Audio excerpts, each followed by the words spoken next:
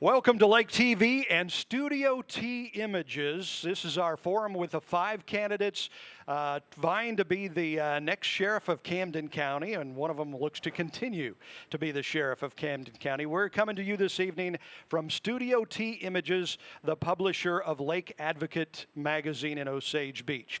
Now, we hope our forum tonight will help you get to know the candidates better. We will introduce them to you, we'll read you their bios, and we'll ask them questions that have come in from the public to Lake TV from potential voters. We will start out by introducing each of the 5 candidates to you by reading a quick biography that they have written and given to us. So we'll start off by introducing Kelly Lowe. Kelly writes, I am a native from the state of New Mexico and lived in Carlsbad from 1973 to 2017. I attended schools in Carlsbad and in 1988 joined the United States Army Reserve Corps, serving my tenure in Fort Bliss. Upon returning from the military with an honorable discharge, I began aiming toward a law enforcement career.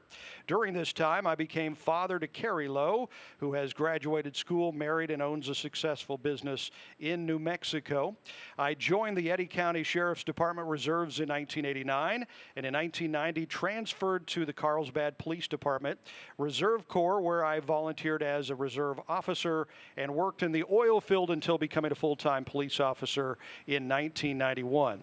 I have served in both the operations and administrative bureaus and have earned multiple promotions to include the rank of captain.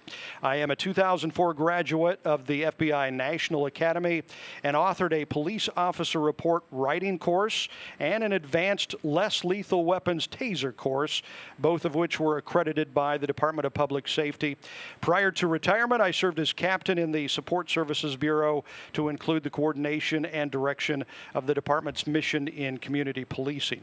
I credit much of my success to the unrelenting support and patience of my wife, Allison, of 21 years, and to the true loyalty of my late best friend and partner K-9 officer, Primus. Allison and I relocated to Missouri in 2017, where I returned to law enforcement and currently serve as police officer with the city of Osage Beach. So that is Kelly Lowe. Kelly, welcome to the forum tonight. Thank you, sir, for being here. Next up, we introduce Mark Cordula. Mark is 41 years of age and moved to Camden County from Southern California in 2009. He graduated from a Law Enforcement Technical Institute at Mizzou and began his career in law enforcement in Camden County in 2011. During his time at the Sheriff's Office, Mark has been a part of several specialized units. He has been in investigations for over 5 years and worked and solved hundreds of cases in Camden County.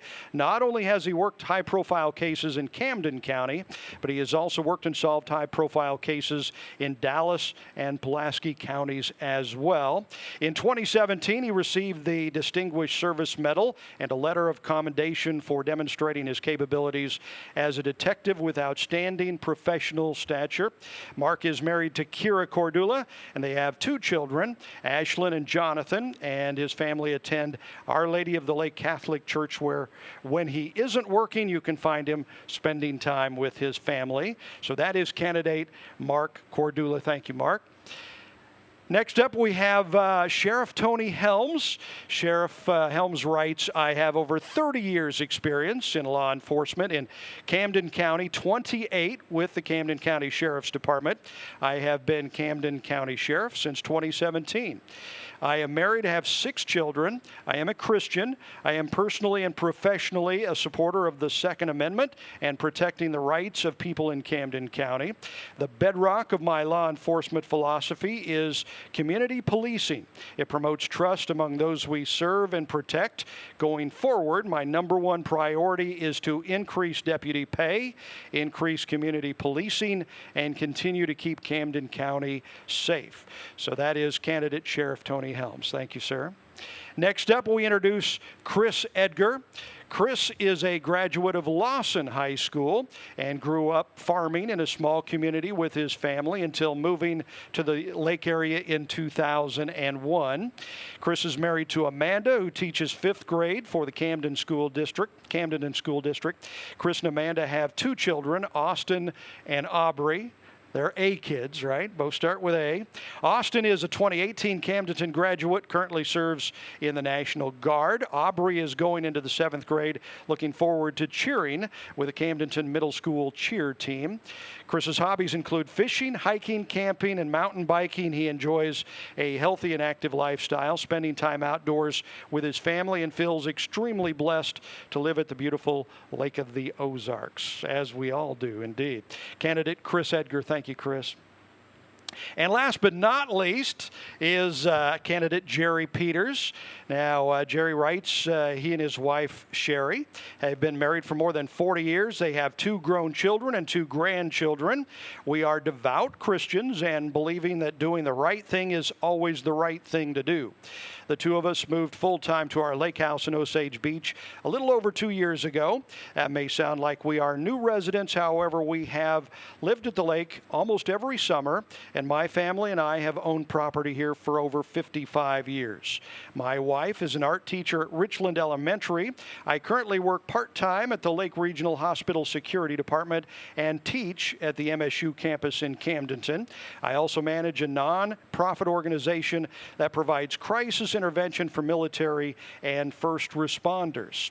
I was raised in a family business, am very familiar with managing people, controlling budgets, moving an organization toward a positive outcome. I also provided business consultation where I assisted in the successful management of court-ordered reorganizations of Chapter 11 bankrupt companies. I sought out the highest law enforcement position in our country and became a U.S. Marshal.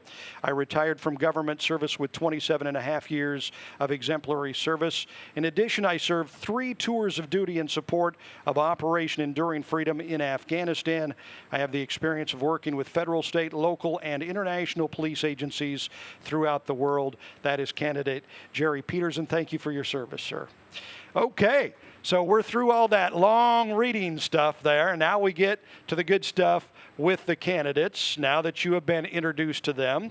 So we will allow the candidates, each of them, to answer questions that have come in from Lake TV viewers and from readers of Lake Advocate magazine from these studios here. And each candidate will have 3 minutes to answer each question. And there will be a clock running that you guys can see. We ask you when your 3 minutes are up to try to wrap it up so we can move on and get out of here in time. And we will start off with Mr. Kelly Lowe in the hot seat there, the #1 position. Are you ready, Kelly? I believe I'm ready. All right, there you go. That's good. Grab that mic, baby. That's an important part of television, is grabbing the microphone. Okay, so here's the first question, and you all get a chance to answer this. Kelly, what do you feel is the biggest need of the sheriff's office right now, and what would you do to fulfill that need? Well, I believe that the biggest need of the sheriff's office currently is a need to improve and increase the morale and the enthusiasm so that we can go back to the traditional form of being public servants. There is a number of things that have occurred over the last several decades that have changed the way law enforcement seems to operate, and not just in sheriff's organizations, but in law enforcement organizations altogether. This is where it seems to bother me the most. I grew up in an atmosphere and an environment where I swore on an oath to go out and protect and defend citizens, protect their rights, uphold the Constitution and the laws. Most all officers go through that same oath. But as they begin to get into their agencies, the politics and the bureaucracy seem to start taking over. And it almost seems like we're told how to police rather than being allowed to police.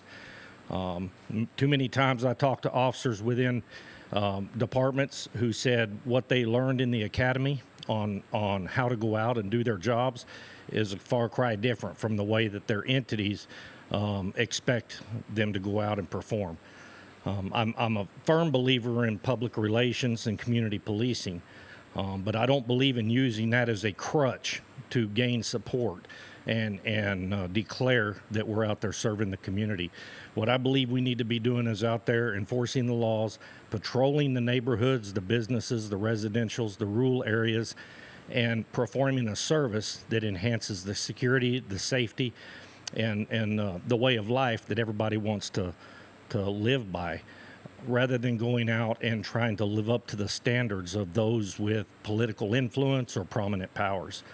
So when it comes down to law enforcement in Camden County, especially in the sheriff's organization, if I'm chosen and elected as sheriff, the citizens can count on me to do exactly that, to bring the morale back in, allow the deputies to go out and perform their jobs to the best of their abilities on behalf of the citizens and truly serve as public servants rather than public puppets.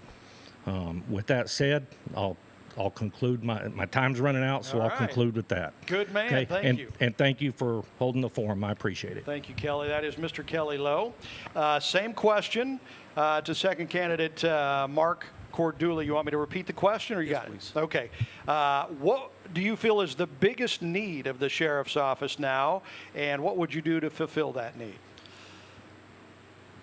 I feel the biggest need of the sheriff's office right now is to get a pay scale set up for the deputies, the dispatchers, the employees.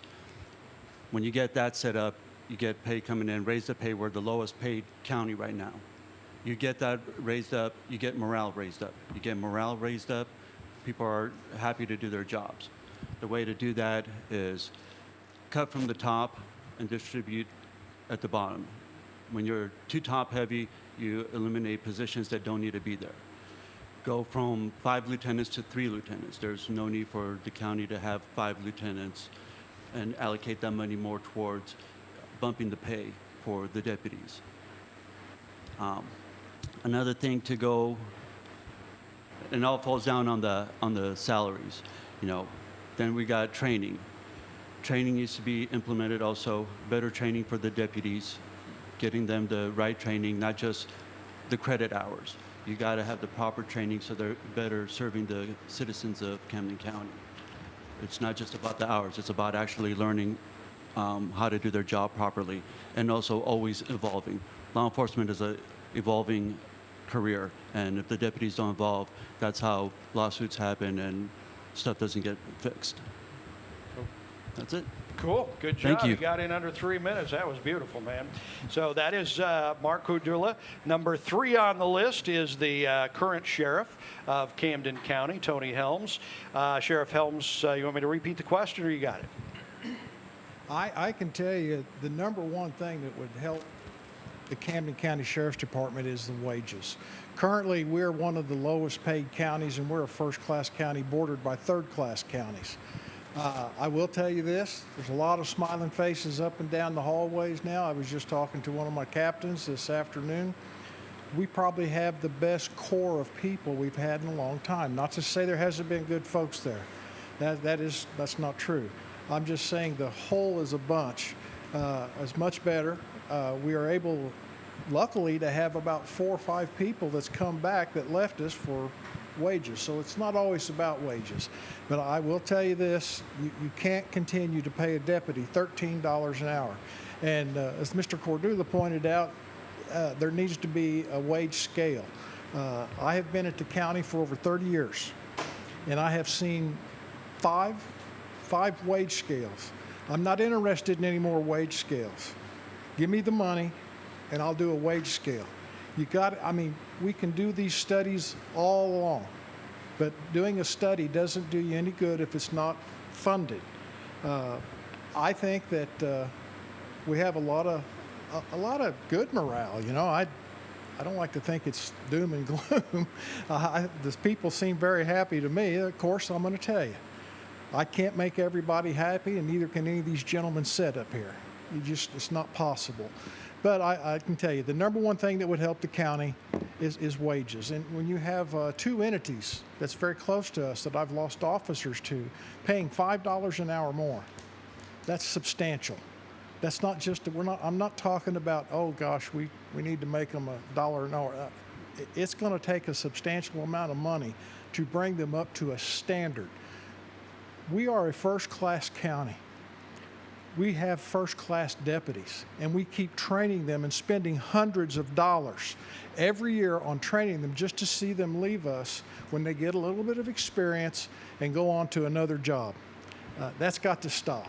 And I'm telling you, by giving the raises, it will actually save the county money. Okay, thank you. That is the current sheriff, Tony Helms. We next move to Chris Edgar. Chris, you want me to repeat the question? Or No, thank you. Okay. First of all, I think whenever we start looking at what our sheriff's office needs, the answer that I have ties into multiple different things. I think if we bring it up to the 21st century, and what I mean by that is open transparency. Like Tony and Mark both said about the deputies' pay, I think whenever we have an open transparency, one of the things I want to look at doing is a citizens board or a community action team where I'm able to sit down with the community, go over the budget, find out what community needs that we have. And I think with the community's help and everybody working together, I think that's how we're going to establish that. Whenever you start looking at 21st century policing, you also look at every deputy with body cams. I think that is a huge need, especially with what's going on with law enforcement in today's society. It also ties into mental and drug problems with not just taking someone and putting them away, but maybe looking at some alternatives to maybe try to help people. I know one of the things is the crisis intervention team. I think all the deputies need to be involved with training with that to know how to deal or go with a soft hand approach to certain individuals. Training is another thing that I think would tie into, that does tie into 21st century policing. If you get the guys trained, they're going to know how to perform. And then ultimately the equipment. And that all ties into the equipment that the officers need for processing crime scenes, trying to solve some of our crimes within our county. I think the big encompassing thing would be getting us into the 21st century policing. Okay, cool. Candidate Chris Edgar, thank you, sir. Thank you. For the first question and the final candidate to answer this is Mr. Jerry Peters. You want me to re-ask the question, or you got it? No, sir, I'm good. Okay, take it away. I know that wages are an issue. I know that morale is an issue. I've talked to many of the deputies, current and previous deputies. I've talked to people in the community. All of those things do something, and that is they undermine the ability of the department and their personnel to do their job. When you begin having problems internally, you create an external effect. And that external effect creates additional risk and danger to the people of this county. And that is the current situation that affects the county the most. I know Chris mentioned critical incident stress or stress management. Just today, I taught a CISM course at MSU over at the college. None of the departments in this area have any kind of a crisis intervention plan. Not for their employees, not for the people in the community. The officers don't know how to deal with them other than what their experience tells them. And unfortunately, in Camden County, our sheriff's deputies have limited experience because of the turnover. You've got deputies that are on the road probably with more of an average of under 2 years of experience, and that is not sufficient in today's society. With the changes that are taking place in the communities across our nation and in Camden County, although they don't affect us as much as they do in larger cities, they are going to affect us eventually. And those things become, again, a risk to the people of this county. The county is paying for service that they're not getting, and that's what needs to change. You need to have a proactive policing department. And proactive policing is not a neighborhood watch program. Proactive policing is putting your deputies and even your supervisors and your other commanders out on the street to make moves before things happen. A reactive force is always behind the eight ball. You're always playing catch up. You're always trying to find out what's going on next. With a proactive force, you're able to get out and get the things done that need to be done. So I agree with the wage issue. That can change, I believe, very easily. That you can do tax programs and taxes that don't affect the local community, because we have tens of thousands of people coming into this county to visit, and we can pass those taxes on to them. So it doesn't have to be something that affects us locally. There are many other issues. I'm sure we're going to get into some of those in the questions, but I also thank Lake TV and the studio here for putting this together. Excellent. Thank you, sir. That is candidate Jerry Peters. First question in the books. Good job, fellas. All right, we'll move on to question number 2, and Mark Cordula will answer first this time around. It's kind of a longer question this time. And these questions have come in from Lake TV viewers, Studio T Image, and Lake Advocate Magazine readers. So probably people that will be voting on August the 4th. So the second question is, we hear from deputies in the field they have a hard time communicating with others and dispatch due to poor radio reception and poor cell phone networks. We know you couldn't really control the cell phone networks, but what would you do so that deputies can have good communication system that won't fail them if they really need the help? And Mark, we'll start out with you on this one. Well, I mean, obviously upgrading the radio system, and I don't know if they did do it or not. I know they were planning on upgrading the antenna. There was big talk about that. They were getting grants for better radios. You know, that, unfortunately, we live in a huge county, and you know, the best way to make sure that we can communicate better with each other is put more deputies on the road. To do that, we got to get the funding from the commissioners to approve the positions. I mean, we can't keep running the county with only 4 deputies. We need more deputies. And at the same time, I've been there. I've worked for the sheriff's office. You know, we got to get the deputies. You can't expect us for 4 deputies to cover the whole county. More deputies, grants for better radios, upgrading, getting the funding from, once again, sitting down with the commissioners and working with them to get the funding to upgrade our equipment and see what else is out there that works better. But my ultimate thing would be more deputies and better equipment. Okay, excellent. Thank you, sir. Candidate Mark Cordula. Sheriff Tony Helms, we pose a question to you. How about is it a problem, and what would you do about it? It's definitely a problem.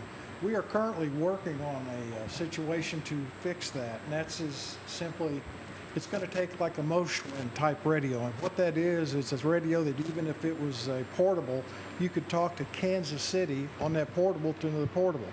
The problem with that is to upgrade to that type of a radio system is going to cost the county about $600,000. We are currently working on a grant to re-equip dispatch because they have to be able to receive it along with all the deputies and portables. It's not just, you know, a radio fix. It's quite extensive. But I got a simple explanation for the expense. What's a life worth? Because I'm telling you, we have areas in our county where some of these guys here can tell you that if you ask for backup, they're a good 20 minutes away driving the guts out of a car to get to you. And if you can't even get a hold of them, it's even worse. So that is a priority that's been put on our list. We currently have a pretty good lead on getting closer to this, but it's not something that I could guarantee. One of the things that Mr. Edgar brought up was the body cameras. We've just recently purchased body cameras. We get lots of excuses on why they're not installed after you buy them, but we have those coming, which is an awesome tool. And anyway, I can tell you, as far as the radios go, that's going to take a big chunk. So when you're starting to do this and you're wanting to do all these things to the sheriff's department, this is where the sheriff comes in. Okay, I need $250,000 for raises. I need $600,000 for radio. I need $100,000 for body cams. It doesn't happen that way. You have to work a budget and be flexible. And right now, I have a pretty good working relationship with our commissioners, and we do have a plan maybe for the wages, but that's in another day. Okay. That is Sheriff Tony Helms. Next up is candidate Chris Edgar. Would you like me to answer a question again? No, okay. thank you. One of the things I know when I was on the road full time, I had an issue where my radio didn't work, so I completely I ended up in an altercation that wasn't a good one. That it was not a very good feeling when I was asking for help on a radio and I got nothing. So the radio, those dispatchers on the other end are our lifeline as law enforcement. I mean, that's who we look to. I mean, they're almost like what law enforcement would be to the citizens.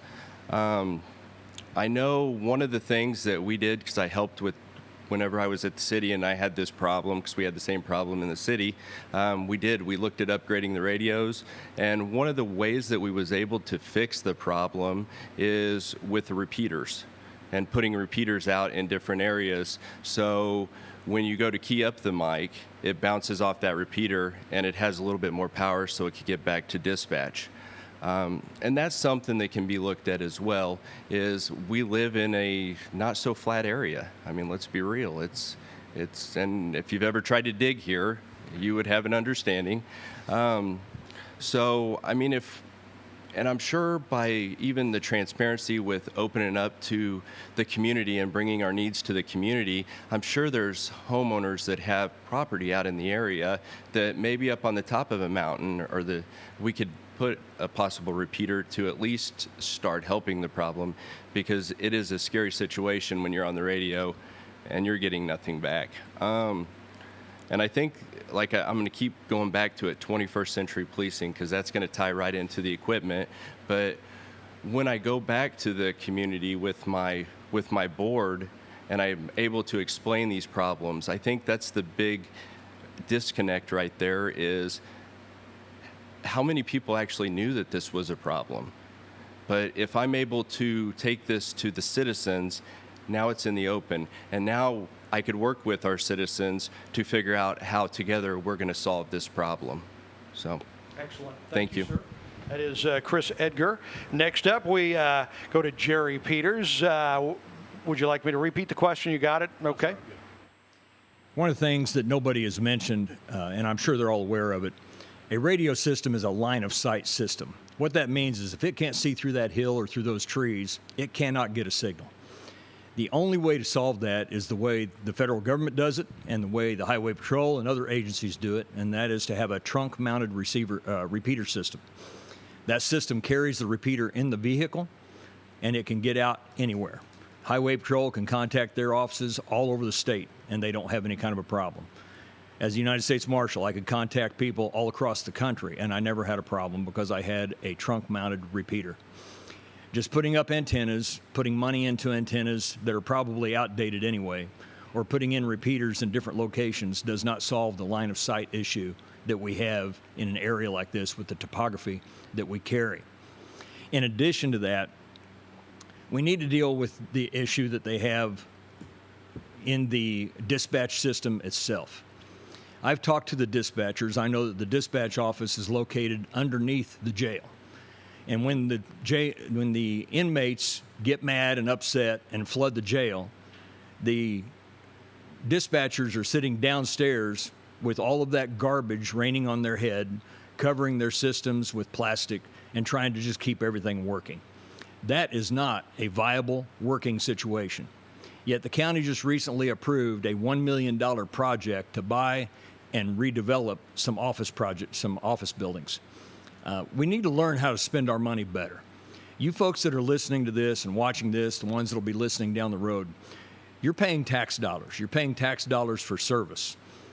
And some of those tax dollars are being wasted on things that don't need to be wasted on. If we're going to solve the problem, we've got to learn how to spend that money, and we've got to learn how to spend it on things that are viable solutions.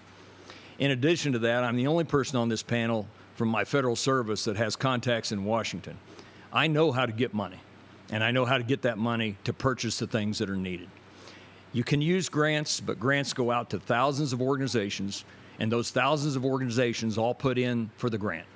So if you get it, it's just a shot in the bucket. When you go and you proceed to find people directly, and you ask for them to give you money directly, you will get the money, and you're not in line with a bunch of other people. So you want to solve the problems in this county with the sheriff's department, that's one of the ways you can solve it. And communications, as I know and these guys know, are a major issue. I can tell you I've worked for 2 departments in this county, part-time, helping them out, training some of their people and working on the street with them. And I've had more than one situation where I had no cell service, I had no radio service, and I was completely by myself with an event that I had to deal with. You better have experience to do that, you better have a cool head, and you better hope you can get some comms pretty quick. Thank you. Okay, thank you, Jerry Peters. And the last candidate to answer this second question is Mr. Kelly Lowe. Communications. Yes, sir. Well, that's a pretty tough answer after going through the other 4 candidates and all of their answers, all of which have valid points. I just don't know that there is an answer. I would agree, just as everyone else and probably the citizen that submitted this question, that there is an issue with communications in our radio service and our communications. I just don't know that I could give you a valid answer sitting here at this table, not without doing a great deal of research on that specific question. What I can tell you is the answer is probably about as vague as solving the problem we're having with our COVID-19 crisis. There's a lot of solutions, but it's going to take time, money, and a whole lot of people to get together and fix that problem. I will agree with Sheriff Helms that you just got to do the best you can with what you have right now and keep on pushing forward, applying for the grants and getting people to understand that the problem needs to be resolved. But I'll also come back and talk about the fact that we have a president right now who's real proactive on trying to get the internet and these communications available in rural areas, and I consider Camden County to be one of those rural areas. We also have a governor and a senator, Mr. Mike Parsons and Senator Josh Hawley, who are pro-law enforcement in helping us to improve and upgrade our equipment and our systems so that we can perform these jobs a lot better. I would like to go back to just the mainstream traditional style of policing. 2 things occur when you have poor communications. If you have positive public relations, sometimes those communications don't go between law enforcement agencies or officers. It goes between the officer and the citizen. And if you have positive public relations, your citizens are going to be there to assist you with that communication that you need or that assistance that you might need. I've had a number of times where citizens, especially in Camden County, have stopped to make sure I'm okay, have stopped to see if I need anything, have made those phone calls that I can't make to request assistance or to advise our communication center what they see going on. It would be something that needs to continuously be improved on. I just don't know that there's a solid answer, like I said, sitting at this table tonight. But it's something that we're not ignoring. I don't think it's been ignored, and it's not something that'll be fixed come August 4th. But it's something that every candidate probably has his eye on and would hope that he can go out there and make some major improvements. Thank you. Excellent. That is candidate Kelly Lowe. 2 questions in the books. How's everybody feeling? Everybody feeling okay? All right, good. Well, it is nice and warm in here. Yeah, it's summer in the Ozarks, right? So question number 3, and again, these questions coming from Lake TV viewers, Studio T, and Lake Advocate magazine readers. So question number 3, and we'll start off with the current sheriff of Camden County, Tony Helms.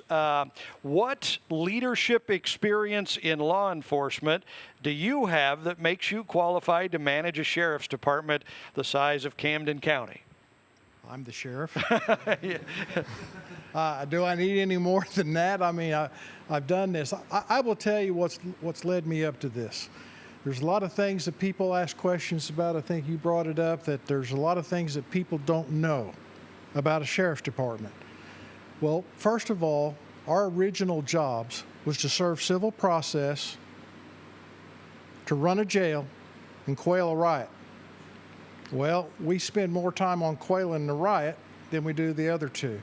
Probably the most sheriffs in the state of Missouri that have jails would tell you it'd be a pretty dang good job if you didn't have a jail. Probably 70% of the lawsuits the county receives is from inmates.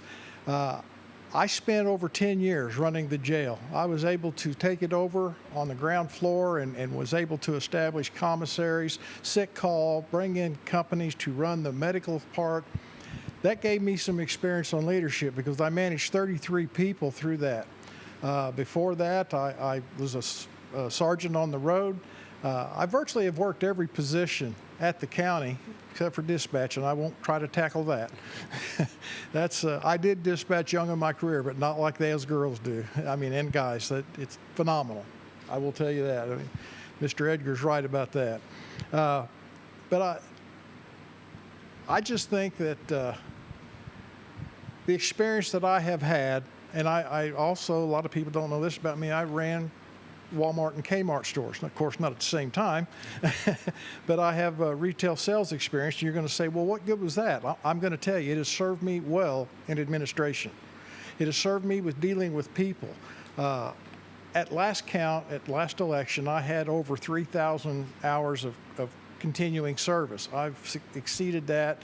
Yeah, and everybody can be happy about that. But the thing is, I have got some pretty good key schools that I've attended, and one of them was a Marshal Service school. It was an awesome school.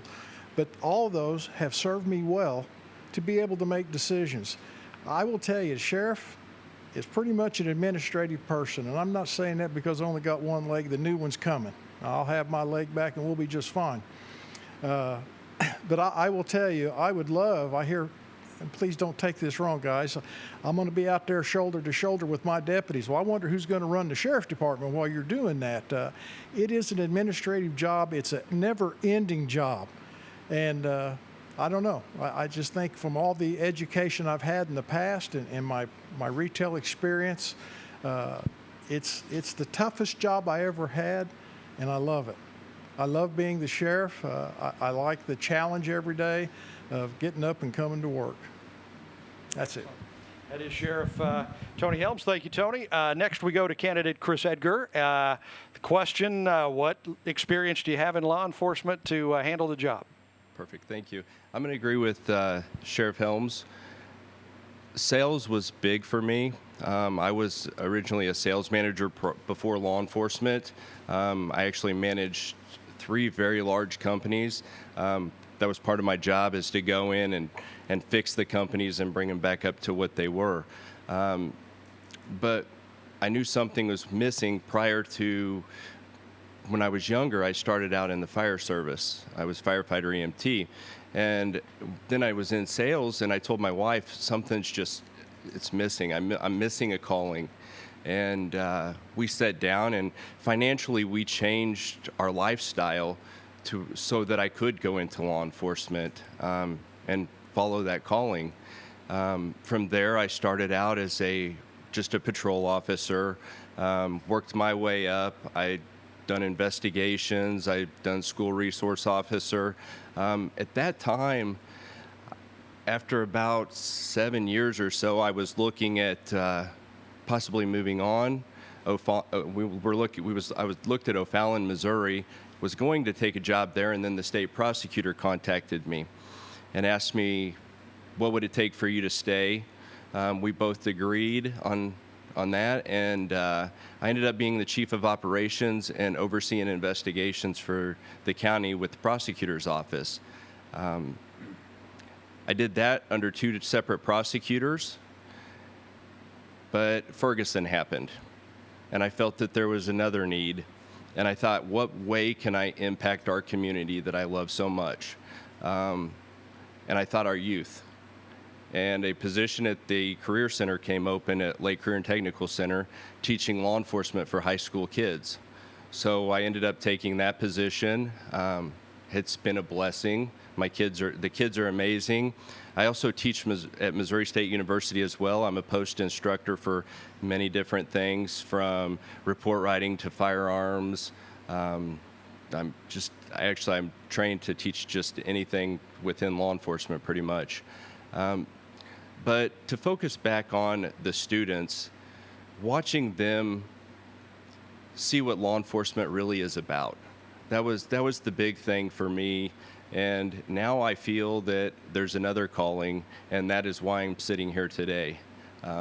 I feel that I could help with my abilities and working with the community to bring the sheriff's office back to the community.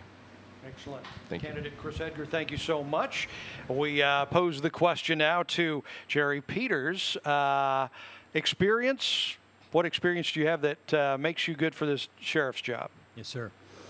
Well, I was a United States Marshal. That is the top law enforcement position in this country next to the Attorney General's office. I'm the only one that's held that position. Not trying to brag, I'm just stating a fact. As a United States Marshal, I was put into situations and scenarios where I had to make instant decisions that put the government in a liability position. And I can tell you one thing, the United States government does not like liability, as neither does any other department. In those situations, not only was I making those decisions for myself, but we ran task forces and groups of individuals from other sheriff's departments, police departments, other national groups, where we oversaw, coordinated, and managed every aspect of the operation. I've done that in a city. I've done that in a rural community. I've done that across the United States. I've done that in other countries. In addition to that, during my 3 years in Afghanistan, I ran a $248 million a year budget program to upstart the Afghan border police. That was an extremely difficult situation because not only are you working with indigenous forces that do not have the same work ethics that we have here in the United States, but you're dealing with it under fire and in a combat situation. So I have leadership capability. I can tell you this, my dad was a Marine, and he taught me that as a leader, you never do anything or never ask anybody to do anything that you haven't already done yourself and have not proven to people that you can do. I know the sheriff says that he's been a sheriff for a long time, and he's been a sheriff's deputy for a long time. George Custer was a general for a long time. Poor decisions led his people to their death. So just being somewhere for a long time does not make you a successful leader. Leadership starts from the top, and leadership works through your people. When you're a good leader, the people will follow you. You don't have to beg them. You don't even have to pay them a lot of money, because wages are not the reason we get into law enforcement. We get into law enforcement to help our community, help other people, and meet their needs wherever we can. Sales experience is important. I've had sales experience. I worked in family business, a service business. But sales experience does not teach you how to lead. It teaches you about people. It teaches you about personalities. It teaches you sometimes how to deal with conflict. It is not leadership. You lead people in combat, you learn leadership, because your actions can cause people to go to their death. That's what you have to be careful of. And if you're going to be a true leader, as I said, you lead from example. You always do the right thing, you make the hard decisions, and you move forward. Candidate Jerry Peters, thank you so much. Question number 3, we now move on to candidate Kelly Lowe. It's a question about experience. Thank you. When it comes to experience and what experience I have as far as being qualified to be a good sheriff, I'm just going to start with the fact that, you know, having completed high school, I went into the military, and I managed to get through the military before stress cards were mandatory. That ought to say a lot in itself. After getting out of the military, I began my law enforcement career with a sheriff's organization, transferred to a municipal organization where I spent 21 years of service. During that time, I too excelled through the ranks, worked with many divisions, worked in many divisions, worked with a number of communities and citizens and the advocates that worked hard in our communities.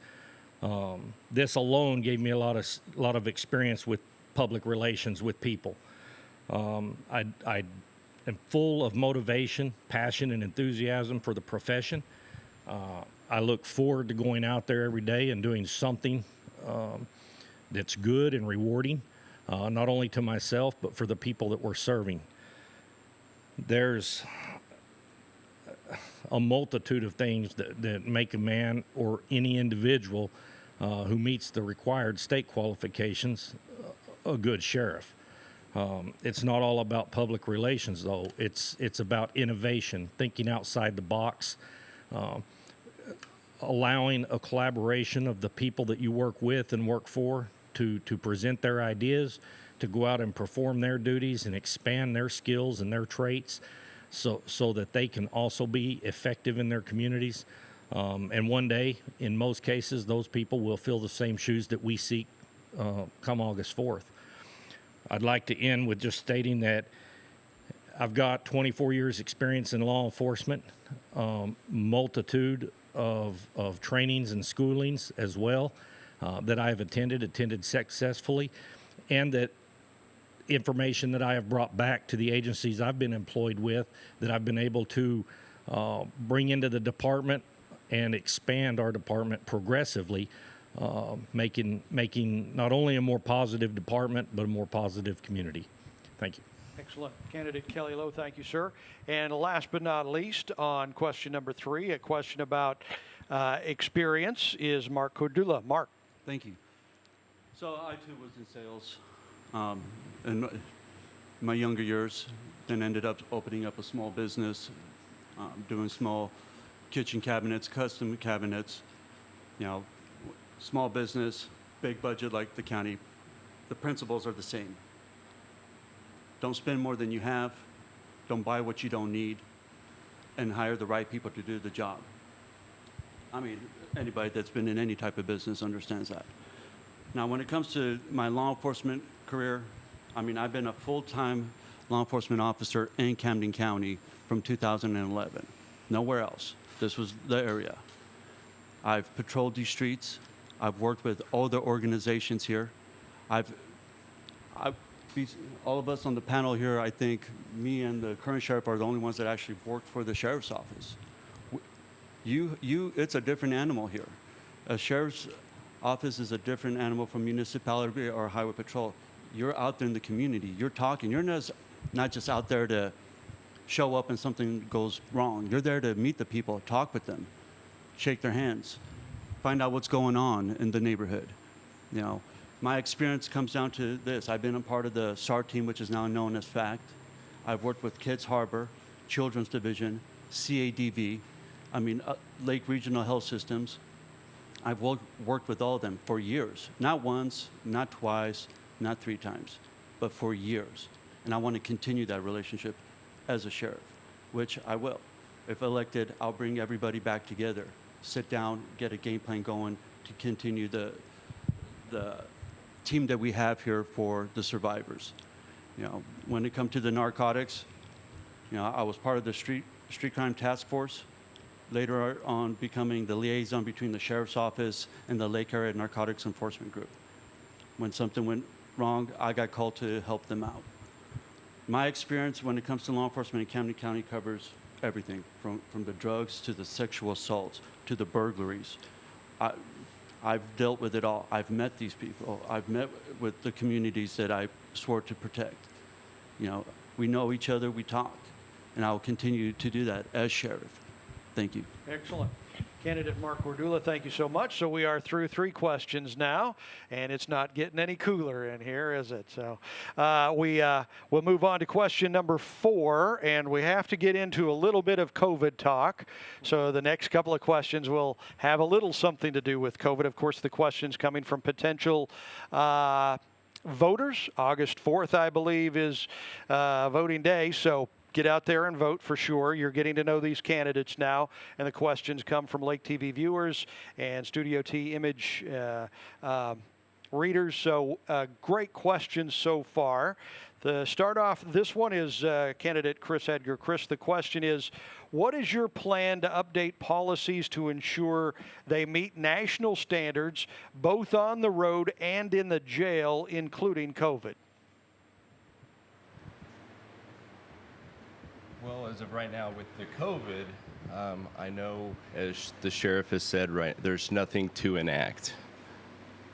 With the national standards, that is, it's the International Association Directors of Law Enforcement Standards and Training.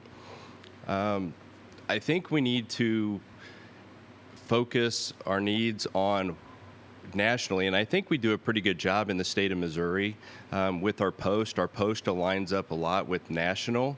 But one of the things that I think we could really focus on is LEAP, and it's a law enforcement portal that also offers training that I'm also affiliated with the federal government.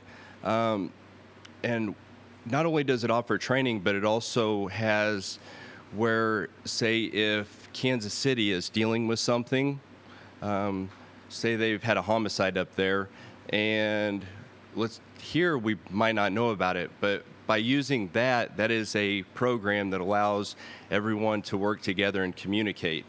So I think that would be a big push for that. I think it's a need, especially for law enforcement agencies. They need to be working together. So. Okay, excellent. Candidate Chris Edgar, thank you so much. So we move on to Jerry Peters. Jerry, what is your plan to update policies, ensure they meet national standards both on the road, in the jail, including COVID? I can tell you from working at the hospital that I'm very familiar with COVID and the issue that it's caused. It's the new animal on the block. Everybody is making some knee-jerk reactions at times, trying to resolve those issues. And it's a learning process because it is something that we have not dealt with before at any level, not in law enforcement, not in hospital work. We've dealt with AIDS, we've dealt with various issues that took place, but COVID is something new. One of the things that the standards talk about are the masks, different PPE, personal protective equipment. Those things have to be put into place. I know I've looked at lake area happenings and some of the sites out there. I know everybody's up in arms about wearing a mask. I know everybody's up in arms about having to do things they don't want to do. You know what? Sometimes we have to do the things we don't want to do for the safety of other people. It's not always just about us. To fix that for the Sheriff's Department, we would have to see what national standards are. It would be important to get with the hospital itself and find out from them, from the doctors, the nurses, the medical people that are on top of this on a day-to-day basis. It's important to get them involved to help us develop a plan. We cannot develop a plan about something we are unfamiliar with, and it's a much easier process to find the person that knows how to deal with the medical issues to help us develop a program to solve or combat the medical issues. I know in jails and prisons across the country, COVID is becoming a big deal. They're in close proximity. In a cell block, you cannot develop a 6-foot space to stay away from people. You can't stand in a line of 3,000 guys in a federal prison and try to get lunch without getting close to each other. It's just an impossible feat. So you're going to have to come up with plans and processes that solve that. I know that the county jail is not that vast, that it doesn't have thousands and thousands of inmates, but you're still dealing with a relative number of people and a relative issue. If that person has been put in jail, they go to court and they're not found guilty, it's too bad that we put them in jail and then gave them a disease in the process that they now have to combat because they got in trouble. It's not fair to them. So we would have to get medical staff involved. We would have to develop that plan. Do we know what it is right now? No, we don't. Even the hospital is changing things day to day, and I'm not going to speak for them. That would be out of line. But I know from the work I do there, day to day, there are new things coming into place. There are new things happening, new masks being developed, other things that are taking place that are still on the table. Those are things that we'll have to deal with. We may not want to, but that's the situation we're in now, and we will have to combat it in some way. Candidate Jerry Peters, thank you so much. We move on to Kelly Lowe. Kelly, your plan to update policies, ensure they meet national standards both on the road, in the jail, including COVID. Okay. Well, I see that question as a two-part question, being that what my plan is to update update policies to meet national standards.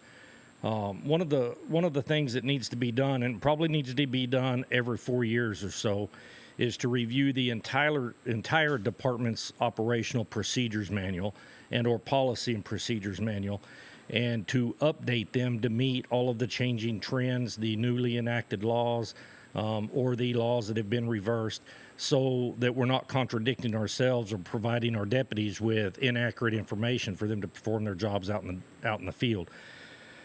So one of my plans will be part of my strategic plan of improvement to sit down, and of course that would include a committee of multiple personnel to review all of the current policies and procedures, to establish new ones that need to be made, and to come into compliance with best practices that are nationally recognized and or new federal regulations that require reform.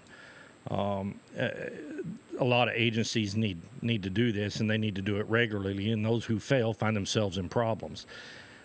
The second part of that question, I believe, applies to the COVID issues. I'm one of the persons that currently believe that COVID is a little further stretched out there than it needs to be. On the other hand, I'm not against precautionary safety measures. As sheriff, I would make sure that our department, our organization, and our community, as far as I would have any control over that, would have and utilize the best available practices for safety from either spreading or obtaining a disease that can make people sick and or even make them perish.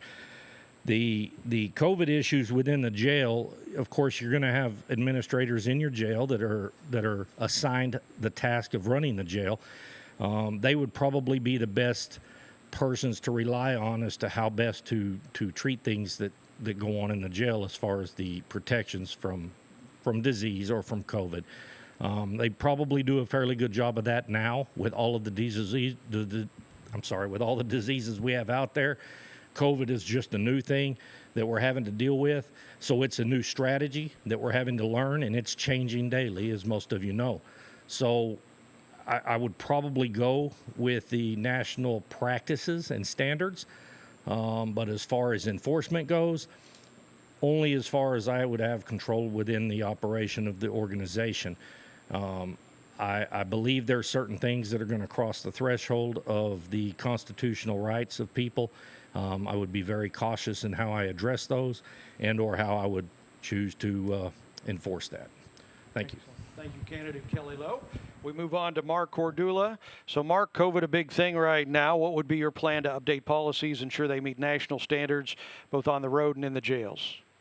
Just like with anything else, you go to trainings, you go for legal updates, make sure your policies are up to date, making sure you're not violating the rights. As a sheriff, your job is to protect people's rights, their constitutional rights, and to enforce criminal laws. So if it's nothing that is criminal against it, I wouldn't be enforcing it. But it comes down to sitting down with CDC or the medical board, Camden County, finding out what's going on, learning from them, calling other areas, find out how they're getting hit by it, and see if it's something that's affecting us. It just takes a team of the sheriff's office, CDC, the hospital, and just getting together and find out what's going on.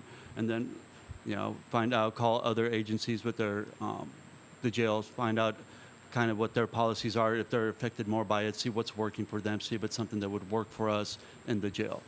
But just keep up with the legal updates, and then that's about it.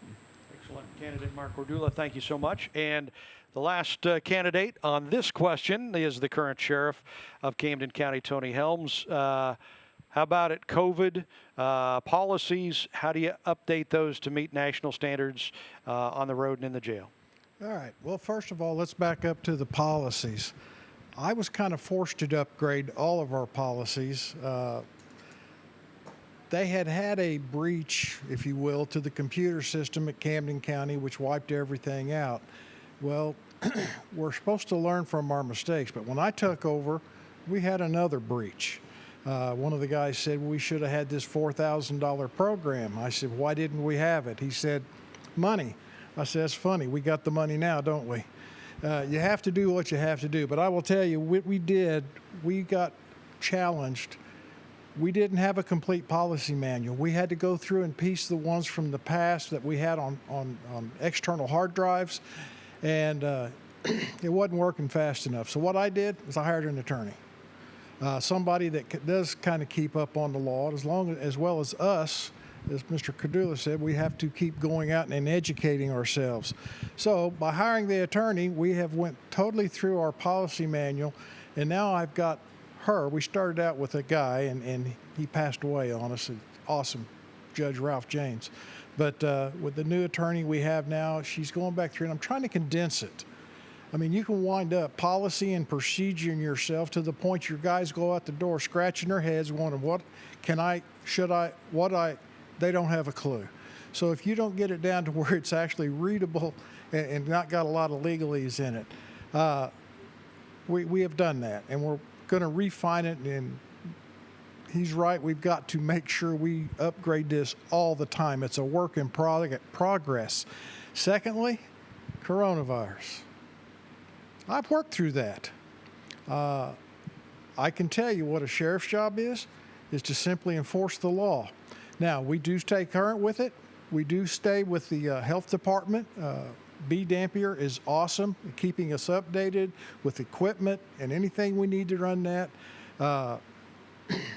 As far as the jail, you're right, Mr. Lowe. You've got to have somebody that runs that jail that can make sure everything's done properly. We have got that in place at the jail. We have a quarantine place. I think we sent one inmate to the hospital with a possible contact. He's fine. He did not have it. We have not had an outbreak of that virus in our jail. I happen to know a couple of sheriffs that's got over 30, and it is a problem. And so we have put in place some procedures and policies on how we receive them. If there's any signs or symptoms, we do not receive them. We send them to the hospital to be checked out and given us all free. So, yeah, I've kind of dealt with the coronavirus. It was probably one of the most challenging things I had to do as a sheriff, but we made our way through it. And it's not over yet. Apparently, unfortunately. Okay, so we are through another question, and we're through about an hour of this. Anybody ready to give up yet and say, take me off the ballot? Okay, everybody's still good. So we'll move on to another question, and Jerry Peters, will start with you this time. The question, again, deals with COVID. Should the COVID epidemic continue, how would you respond to guidelines or orders issued, including face masks, by a county or health department? Do you support laws that enforce social distancing? Jerry Peters, we'll start with you. One thing that you run into in law enforcement with any item that's dictated to enforce is you have the obligation to enforce it. You may not agree with it. You may not have a plan to work with it, but you adjust, you modify, you adapt, and you overcome. Would I respond to orders? Absolutely. I know that public opinion is we want to do what we want to do. That's human nature. That's the nature of the American citizen. So I'm fully aware of that. But I also know that when there's an order given, if the county health director, the state director, the federal director, if someone gave an order that was a mandatory statement and a mandatory order to enforce, it would have to be enforced. I know that everybody is not going to like that, but laws are there to protect not only us, but the people around us. It's unfair for me as an individual to push my rights to the point that I put someone else at risk. And that's exactly what law enforcement takes care of every day. A person may want to drive their Corvette 150 miles an hour down the road on a daily basis, but that is not safe for the people around them. Therefore, it's up to law enforcement to enforce that situation. In response to COVID, we have to do the same thing. If masks are ordered and they are required, then people will have to wear masks. How would that be enforced? I really don't know. I know there's a lot of people that are upset that Walmart and other groups have called for masks to be required for their customers. All I can tell you is shop online. If you don't want to go, don't go. There's things that we're going to have to adjust to. Again, in life, things happen, and we have to work around those things. I have not always done the things that I wanted to do. I have not always enforced laws that I agreed with. But when I was given the mandate to do so, my oath of office with the Marshal Service, with police departments, and if I am elected as sheriff, will be to enforce the laws that are placed in front of me to the best of my ability and in the fairest and most direct way that I can. Okay, candidate Jerry Peters, thank you, sir. We move on to Kelly Lowe. Kelly, should the COVID epidemic continue, how would you respond to guidelines, orders issued, including face masks by a county or health department? Do you support laws that enforce social distancing? That's a really tough question to ask as early as we are into this COVID issue. Granted, since beginning of March, we have seen a lot of tragic circumstances occur, or at least have seen such reported through the news medias and the outlets. I'm well aware that Camden County has suffered its own level of COVID-19 cases and a few deaths on top of that. But when it comes to enacting ordinances or laws as far as social distancing, I have a hard time with that. Again, laws are laws, and if they're enacted by our legislature, then I would probably proceed with an expectation of enforcing the laws, as long as I did not feel that the laws infringed on anyone's constitutional rights. There are laws that do exactly that, and I would be one of those sheriffs that would refuse to enforce laws that I believe infringe on those rights. On the other hand, it's no different than any other law. We have multiple laws out there mandating or prohibiting certain things. DWI is one. Domestic violence is one. We can't enforce every situation that occurs. We don't catch every DWI suspect, and we won't do it with one person not wearing a mask versus another. So it's really hard to say. No, I don't support social distancing.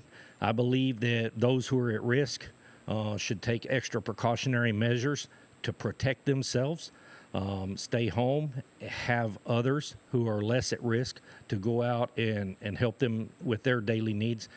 At the same time, I would encourage society as a whole to follow the guidelines and be responsible in their own part, so that we can help reduce the spread or eliminate this COVID issue. There's just not a true answer that comes into play, especially because as it continues and we go further into this COVID research, it may get worse, it may get better, it may be proven to be a lot of false issues, it may be proven not enough has been true. So it's just really hard to answer the question immediately. As it stands right now, I wouldn't enforce social distancing, but I wouldn't hold it against anybody or any company or business who chooses to be proactive and do so on their own property and within their own business. Thank you. Candidate Kelly Lowe, thank you so much. Appreciate that. We move on to Mark Cordula. You want me to repeat the question, or you got it? No, I got it. And I think pretty much everybody touched on it. If it's a law that violates people's constitutional rights, I will not enforce it. That's just bottom line. I mean, you don't have to talk a lot about it. As a sheriff, like I said before, you're here to protect people's rights, Constitution, and enforce criminal law. When it comes to social distancing, you have the right to not go to a store, just like the store has a right to make you wear a mask. We're all adults. We all get to make our own decisions. I think that's pretty much my answer right there, plain and simple. Okay, thank you, sir. Mark Cordula. Sheriff Tony Helms, question goes to you. Would you like me to repeat that question? Okay, question is, should the COVID epidemic continue, how would you respond to guidelines or orders issued, including face masks, by a county or health department? Do you support laws that enforce social distancing? Well, be careful or you'll wind up on CNN with this question. As you have been. Yes, I have. Look, I think Mr. Lowe said it best. The sheriff's responsibility is to enforce the law. If there is no law, no, I will not enforce it. If the commissioners would pass an ordinance, say this is what it is, that just became law. I will have to do it. I encourage all the good citizens of Camden County to practice social distance, to wear a face mask when you're uncomfortable. I mean, this is a personal responsibility issue as much as it is a community thing. I can tell you right now, I can tell you the citizens do not support it. Unfortunately, they don't make all the decisions as though we should. It's a democracy, but no, I do not support it. If it becomes law, I will support it. But that's the stance that I am going to take is if it's not the law, don't look at me. I mean, the social distancing and all that. And somebody called me today and said, well, can Walmart make me wear a mask? Nope, but they can refuse you business. And if you continue to go in, you are trespassing. So those are laws I can enforce.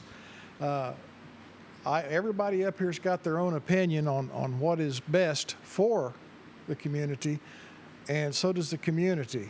But that would be my answer. If it's not a law, don't look at me.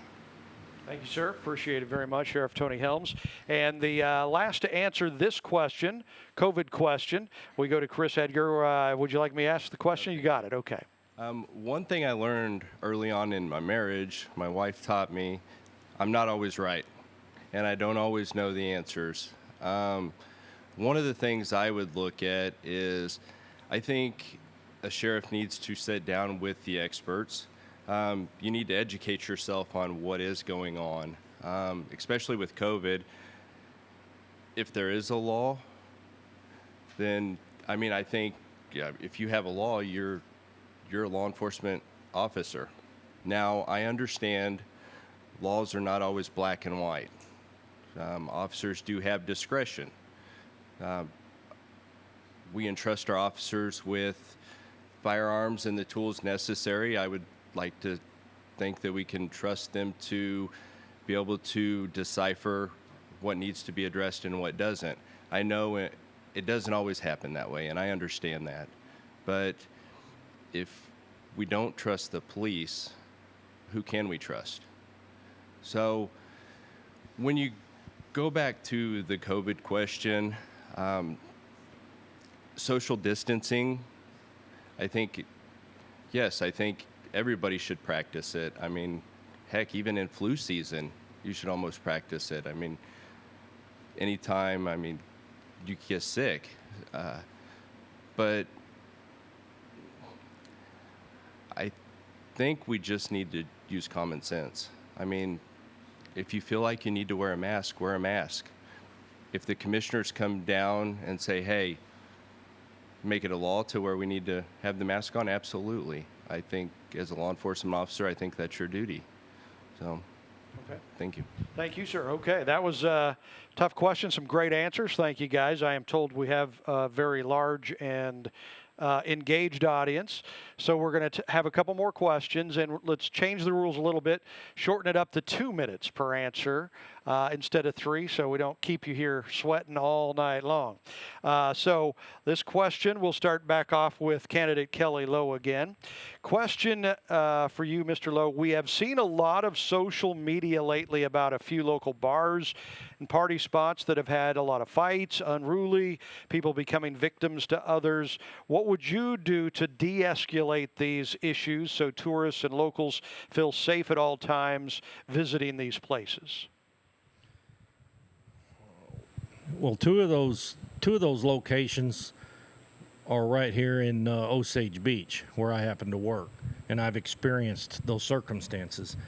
And what I have already done is I have went and I have talked with the management and security personnel at those facilities, and we have exchanged ideas and possibilities and how to better monitor the crowds as they come in. What I think is big to remember is those are both businesses of entertainment. They attract the crowd that comes to the lake area, and one of their biggest sales is alcohol. And when you get heat and alcohol mixed with COVID and politics and presidential races and all of that stuff, people begin to lose control of their emotions, and we deal a lot with that. I don't know that there's a solid answer there's nothing you can do to just fix the problem so nobody has a fight and nobody gets into an argument and nobody messes with law enforcement. But what you can do is go out there and work collaboratively with the people. And for the most part, in my experience, the people that come to the lake area for that recreation and for those vacations are leaving much bigger cities. So we're not experiencing near what they're experiencing. And they get up here and we get mixed in. We have our adults and we have our college crowd and we have our locals. You have a number of things that we have to go in there and basically mediate. I think the businesses have done very well. I support them and their efforts, as well as not just in Osage Beach, but all of Camden County and all the businesses. And I think what we need to do is just keep enacting positive, professional policing as far as we go, so that we can keep those problems and those issues on the low end. Thank you. Excellent. Thank you, sir. Mark Cordula. You want me to repeat the question, or you got it? No, I got it. Okay. I think Mr. Lowell pretty much hit it. The only thing you really can do is prepare. Make sure you have the deputies or the officers. In the county, we got multiple bars like that. We get our reserves together. We make sure we put them in eyesight so people can hopefully get deterred from fights. If not, hopefully we have enough people to settle down the situation, keep it professional, talk to them calmly, and try to de-escalate the situation as best as possible. Talk with the business owners, find out how many people they got working there. You know, if you got an establishment that's got 30 security working, you know, you can put 5 to 7 deputies or officers there. If it's a facility that's got less, put a little bit more deputies or officers there. So it's just talking, preparing. At the end of the day, like Mr. Lowe said, you can't really answer that. I mean, one weekend you can have 10,000 people. The next weekend you have 750,000 people here at the lake. Yeah, absolutely. Okay. Thank you, sir. Mark Cordula. We move on to Sheriff Tony Helms as I get pestered by a fly. So the question, Sheriff, is we have seen a lot of social media lately about a few local bars, party spots that have had fights, et cetera. What would you do to de-escalate these issues so tourists and locals feel safe at all times visiting these places? Well, that's a good question. I'm going to tell you, we have recently just sat down with one of those problem places, and we discussed it with them. And one of the things that we came out of this was more lighting. You know, we don't have the problems till they come out to the public. It used to be DWIs, driving while intoxicated. Those are pretty much gone. Uber and taxis, et cetera, has taken care of that for us, and that's a good thing. Nobody gets hurt. It's going to take more enforcement. I can tell you right now, one of the biggest problems I have is Horseshoe Bend. There's one way on, one way off. It represents a large part of what goes on as far as the entertainment.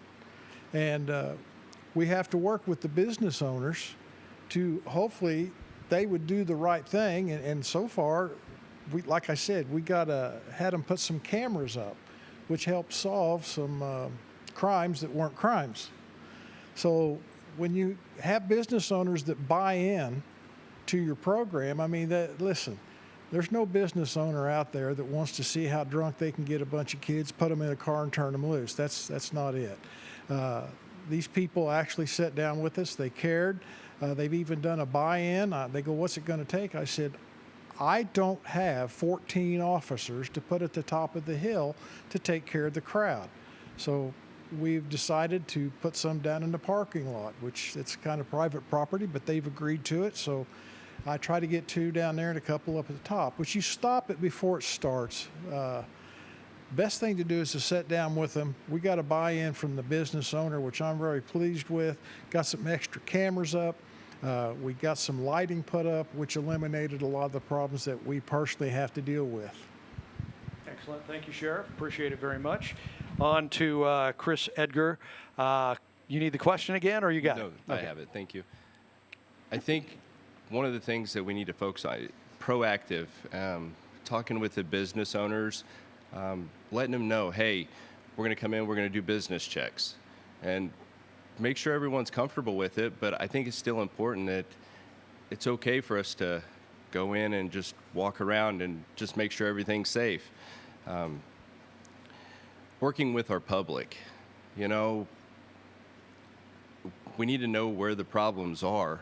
And as law enforcement, we have to have the community's help with that, because who better knows than the community that's living around the bar, or the people going to the bar. They know what's going on, and that's where the trust with the sheriff's office comes into play.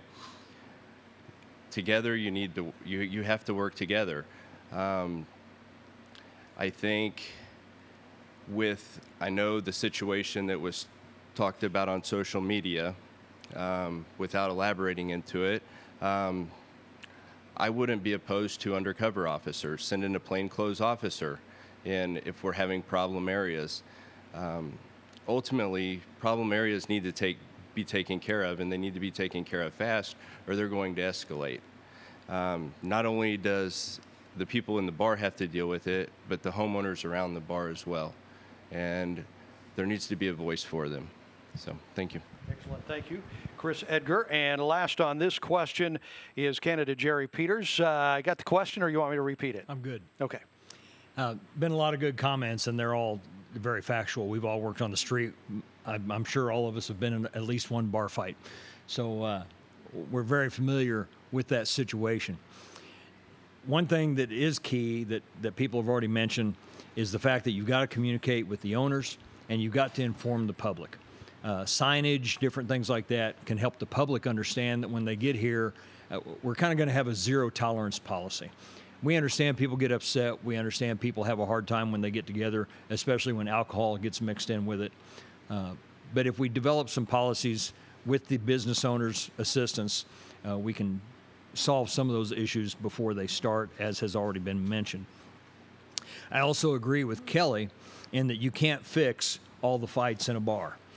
We live in a society right now throughout this nation that is very much on edge, more than I've ever seen it in my lifetime.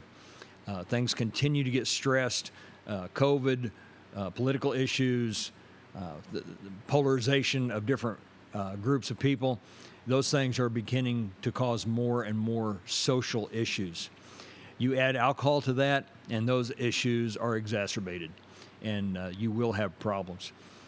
I can tell you that for a while I worked over at Lake Ozark PD. I understand most of that is Miller County, but the chief asked me to come over and help some of his officers on doing police work and do some training with them. One of the things that I did was I went down to the Strip. The Strip is loaded with bars. It's loaded with fights. It's loaded with problems. And I went into the bars on a day-to-day basis in uniform, talked with the business owners, talked with the patrons, and just developed relationships. I can tell you that relational policing is a big solution to a lot of problems. I've used it in other countries. I've used it here in the United States. I've used it right here in this community. And I can tell you that once you start developing relationships, people get to see your face. They get to know you. Not only will you gather more information, because it's a great investigative technique, but you'll also begin to get more cooperation from the people. Therefore, getting involved with the community is even more important in that area. Mark mentioned the fact that you can use reserve officers and things like that. That's very important. Use the staff that you've got. I know that the department does not have the money to put hundreds of people out there on a busy 4th of July weekend at all the bars. It's impossible. It is not going to happen. But you can work with the other agencies in the area. You can begin to show presence, not force, but presence. And that presence is the first line in the use of force continuum. We all know that in the studies we've done in law enforcement. So if we develop presence in the beginning, and the sheriff even mentioned that they're sending people out to certain problem areas, you get uniforms out there, you get people seeing who you are and what's going on, and you will help solve and eliminate some of those issues. Excellent. Okay. Gentlemen, we are down to the last question, I believe, right? Okay. So again, we'll keep this one at 2 minutes, and we change gears just a little bit. We'll go off of the COVID talk, and we'll start this one with Mark Cordula. So the question: domestic and sexual violence appear to pose one of the biggest threats to our community. How do you propose to combat that?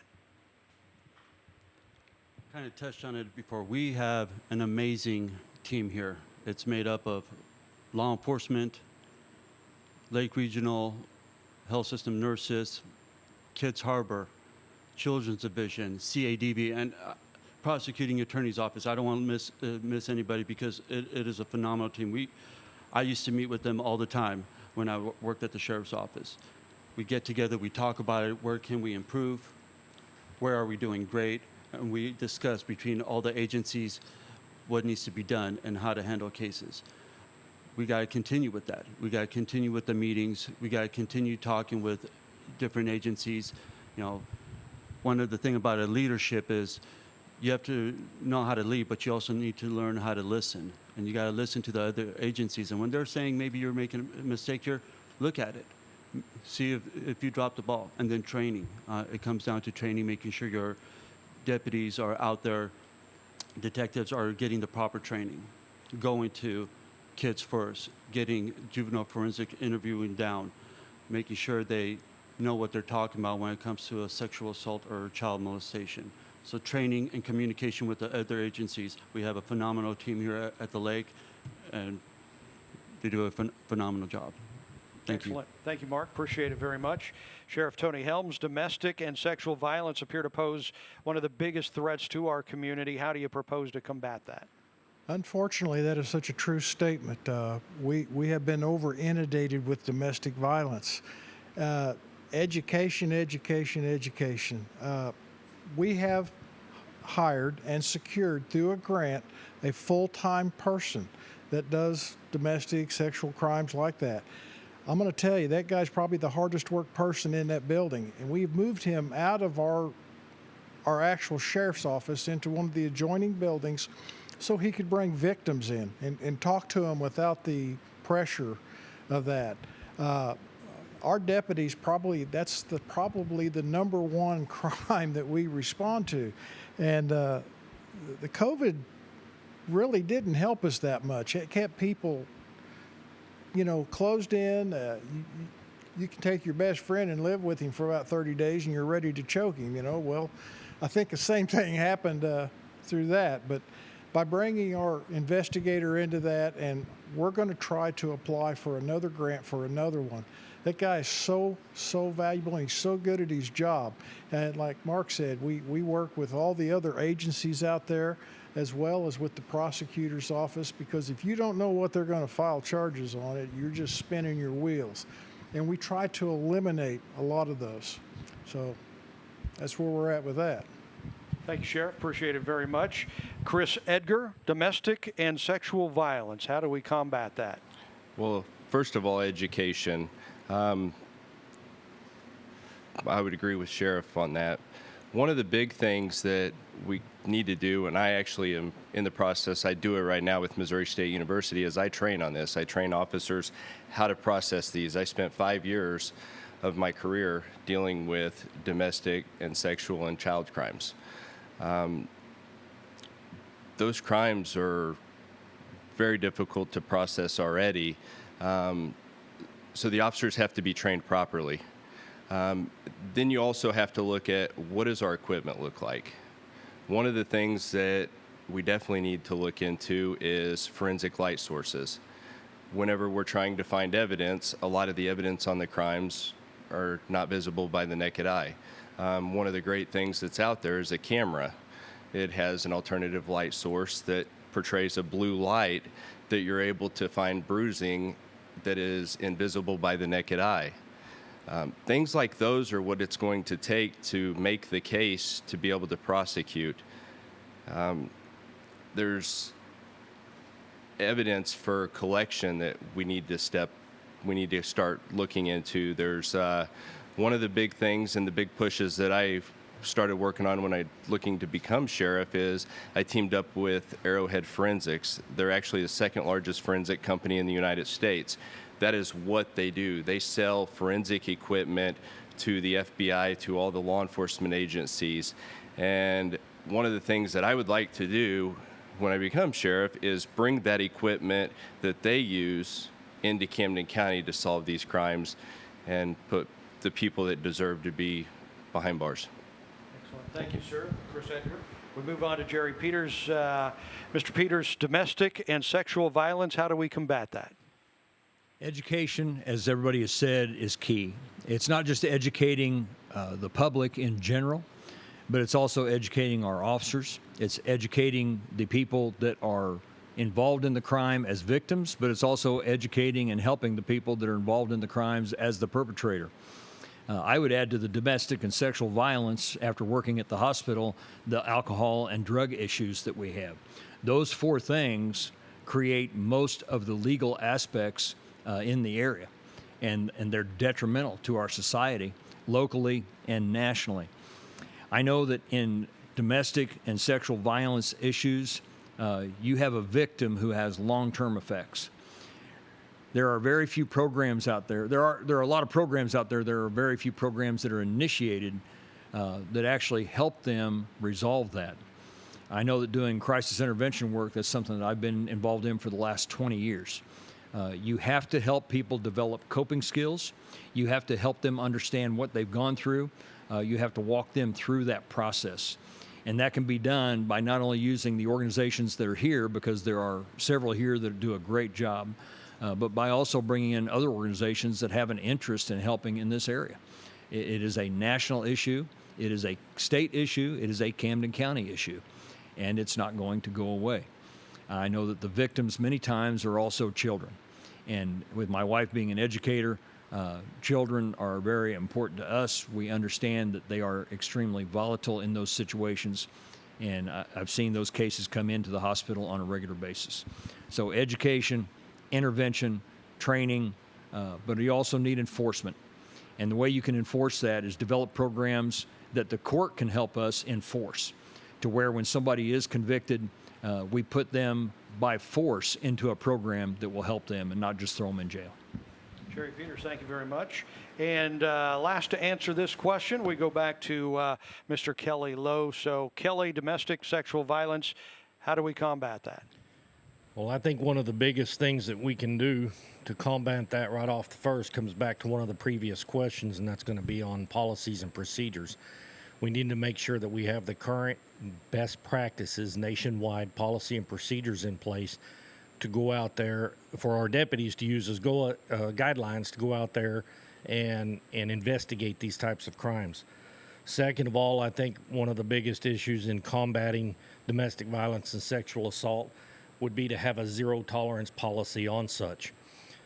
There should be no discretion on the part of a law enforcement investigator when it comes to domestic violence and sexual assault, not on scene.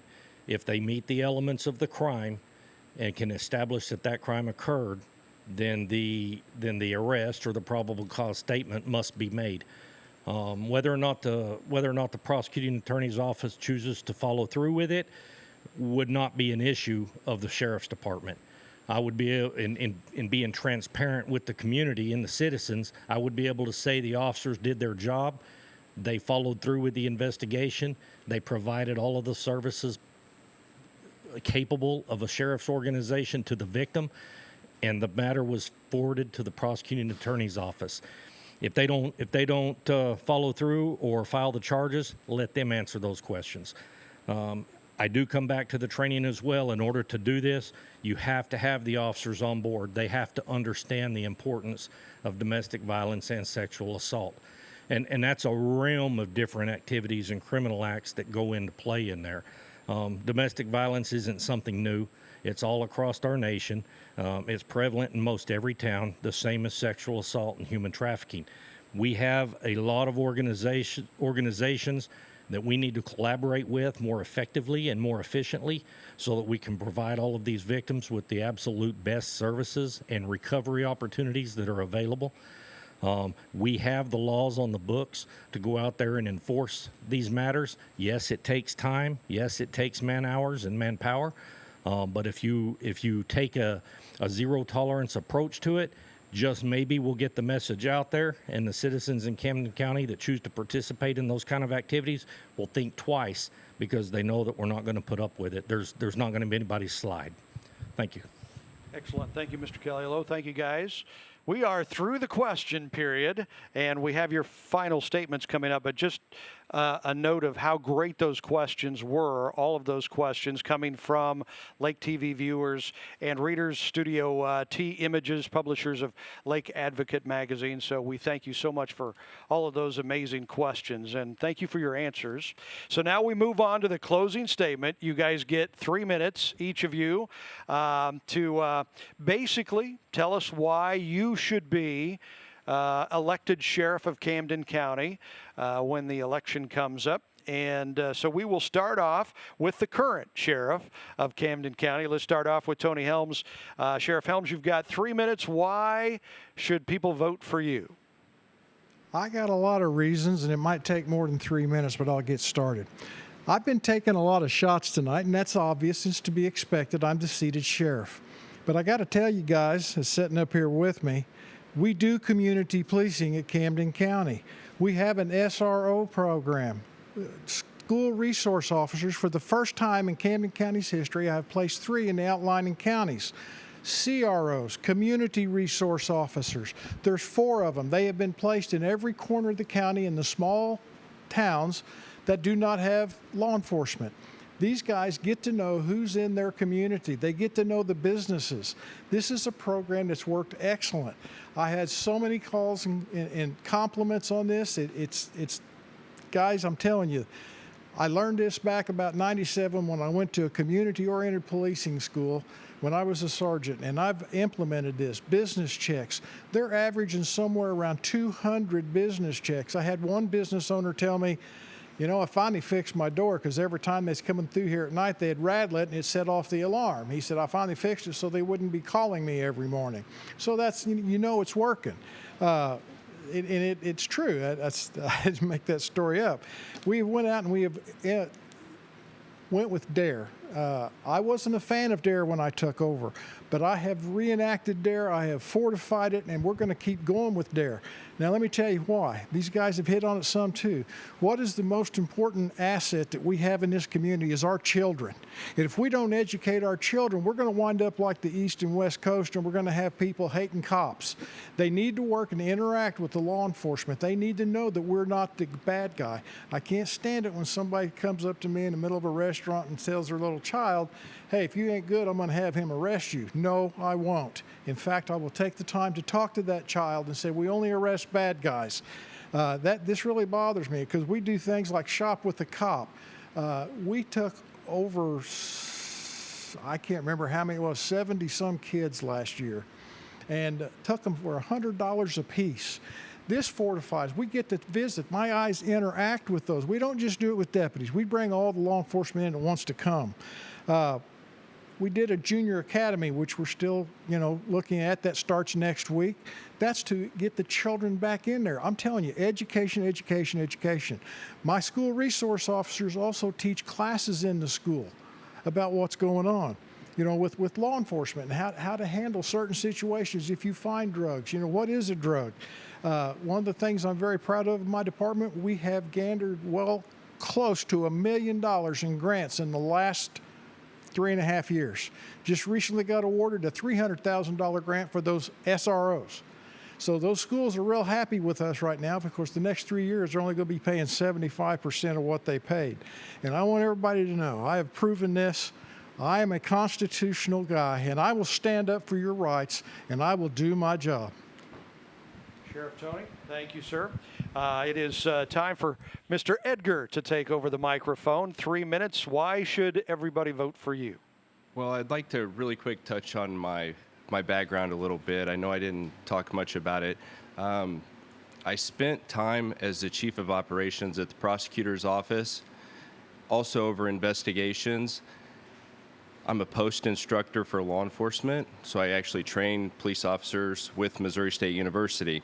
One of the things that I think that we need, and I know the sheriff and I probably disagree on it a little bit, but I think a sheriff needs to be out in the community. I know it's an administrative position, but I think it's important for the people to see you out there. I think it's important for the deputies to see you out there. I think that's you have to lead by example. One of the big things that I think, when I tie that back to the 21st century policing, is transparency. I think as taxpayers, people want to know how their tax money is being spent. Ultimately, we work for the people. It's their money.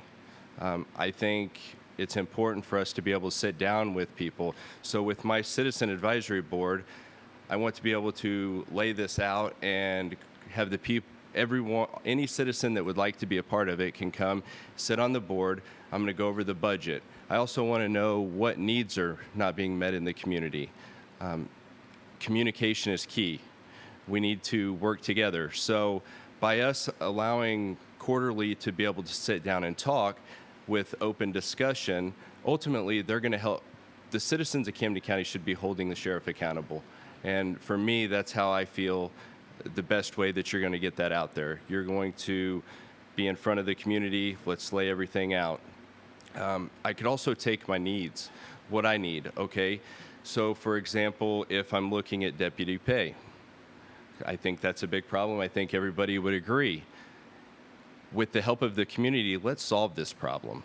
Let's quit beating around the bush and let's work together. Let's get through the problems together. Whenever somebody says, hey, I haven't seen officers here in a month, those are things that need to be talked about so we can fix that and get the officers in the positions that they need.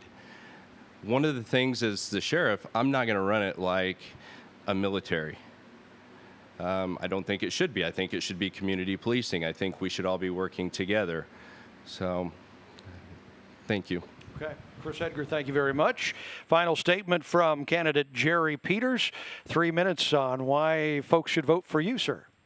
Well, Chris, first I want to thank Lake TV, Studio T Images, and the Lake Advocate for being a part of this and helping us through it. They've been extremely fair to all of us, and that's not always seen in media stature. I also want to thank the panel. Every one of these people has committed their life to law enforcement, and I respect that. And those are the people that I've served and helped now through crisis work for many years. I also want the people to know anything that I or others have said, they're not personal attacks. We're dealing with issues. We're dealing with facts.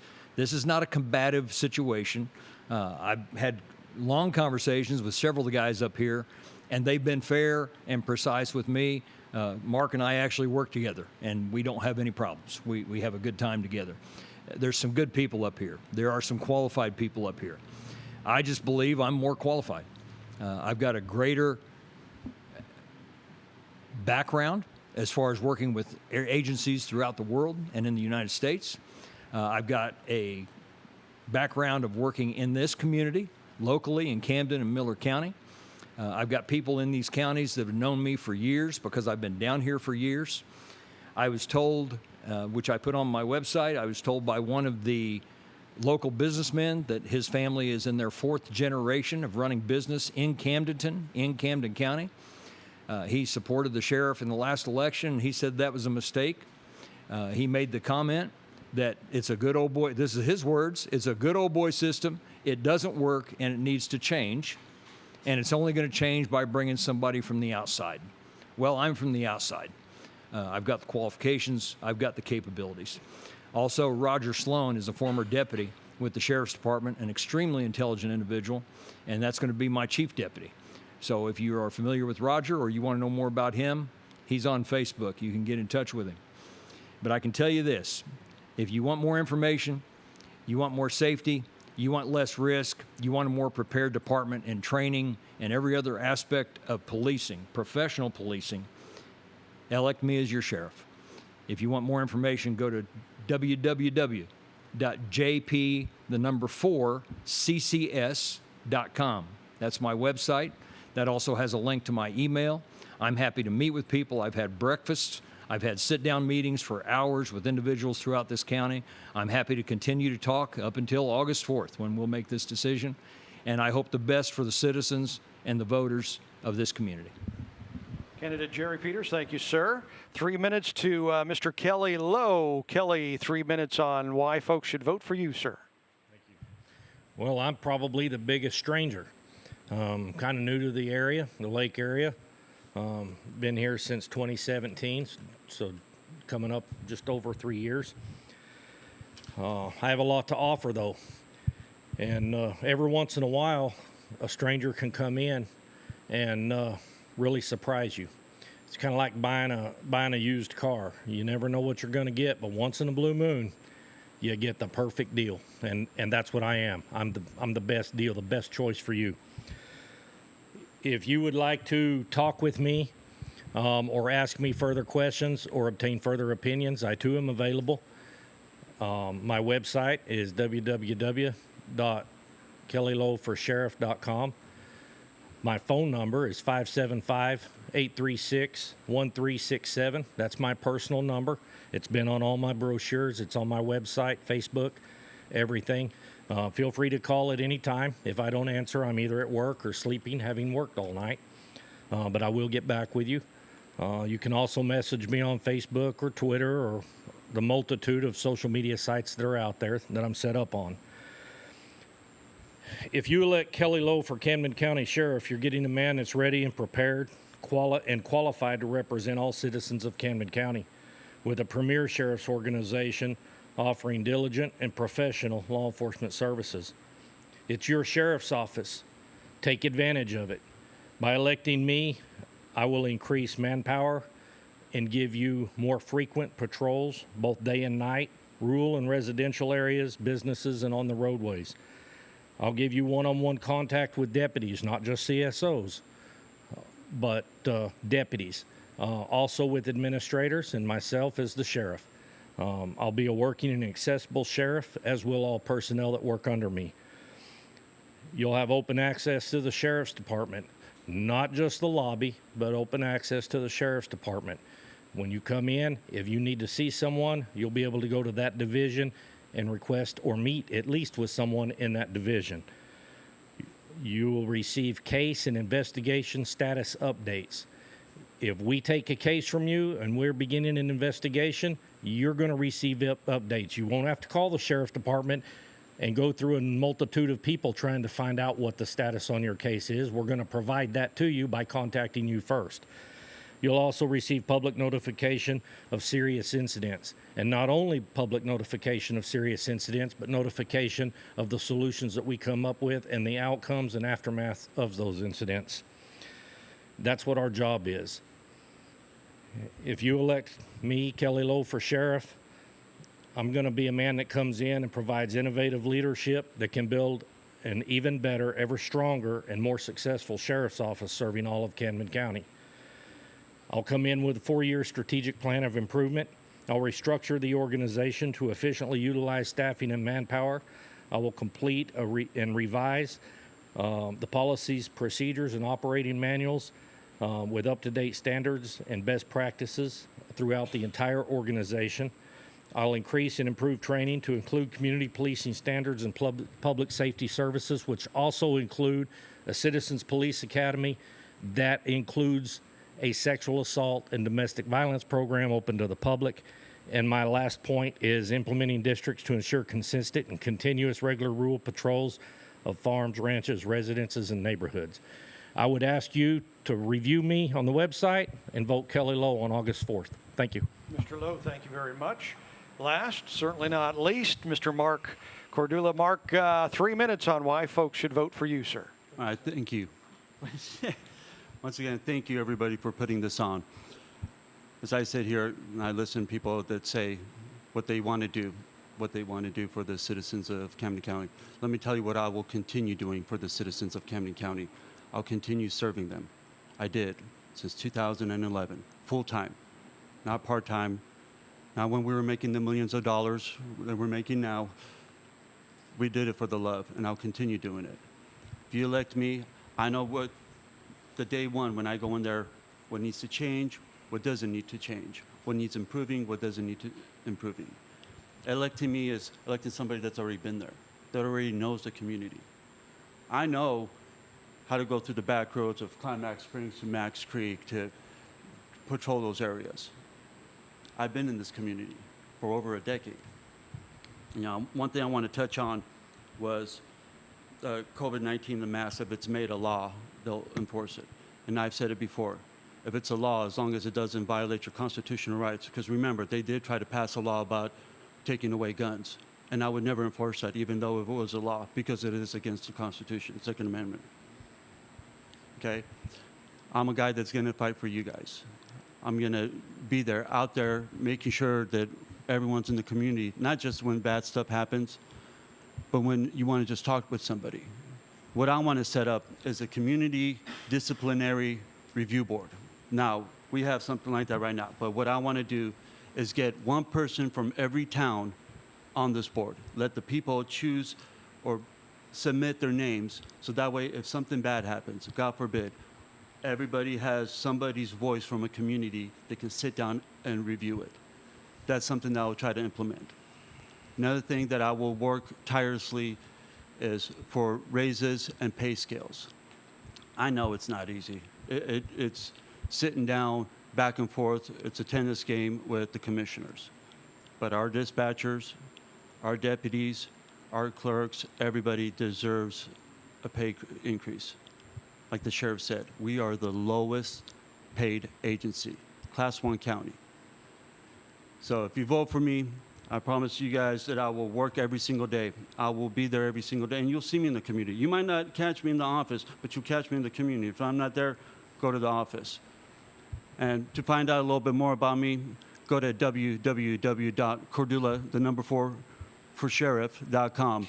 And remember, I'm the number 4th guy on the ballot, so go for and Mark Cordula. Go for Mark Cordula. All right, guys, thank you. I appreciate it. Excellent. Thank you, Mr. Cordula. And I'd just like to say, in meeting you guys tonight, talking with you, what a great group of guys that we have on the ballot for sheriff this year. August 4th, go and vote. Hopefully you have learned a lot about your sheriff candidates tonight. You will probably get another chance or two to hear from these guys as we lead up to voting day. We would like to thank you for joining us, Lake TV and Studio T Imaging, the publishers of Lake Advocate Magazine, for putting on this forum.